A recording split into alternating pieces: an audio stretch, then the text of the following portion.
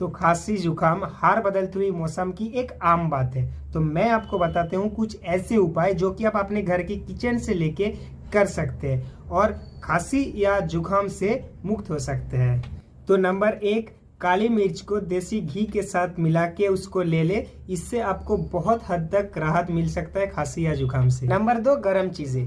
सर्दी खांसी होने में गर्म चीजें सेवन करना बहुत ज्यादा जरूरी हो जाता है, जैसे गर्म पानी, गर्म सूप, गर्म चाय। ये सब पीने से आपको बहुत ज्यादा राहत मिलता है सर्दी या खांसी से। नंबर 3, हल्दी। हल्दी को गर्म दूध के साथ मिला के लेने से आपको सर्दी का बहुत सारा बीमारी से राहत मिल सकता है। ऐसे इंटरेस्टिंग टॉपिक में वीडियो देखने के लिए लाइक, शेयर, सब्सक्राइब करना मत भूलना।